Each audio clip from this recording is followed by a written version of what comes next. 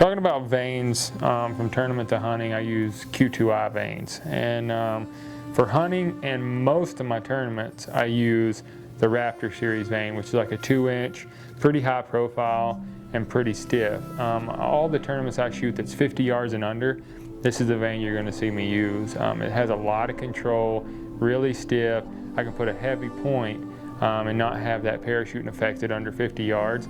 And I can put a pretty good helical on it. Just all around great profile, which is probably the most intriguing thing to me about this vane is the profile and the control that that profile creates when it's cutting through the wind.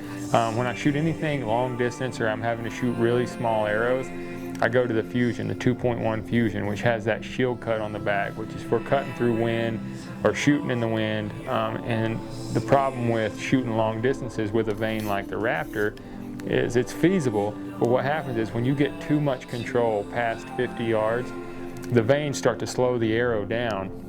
And what happens is when the vanes are slowing the arrow down faster than what the point is wanting to do, you get a parachuting effect. Once it'll fly good till about 50 yards, and then it'll start trying to slow down too fast if you have too much vane. So that's why I switched to a shield cut vane, a little bit smaller profile, but it's also a little longer.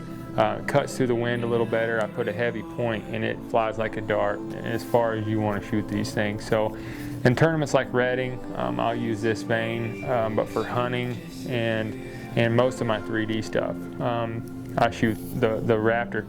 And like I said, you can get the Raptor to shoot great at 100 yards. It's just, you got to play around a lot with point weight, a lot with the diameter of the shaft, how it all affects each other cutting through the wind. Because on my hunting arrows, I shoot Raptor and I shoot great groups at 100 yards. But in tournaments, we're talking about groups like this, and in hunting, we're talking about groups like this.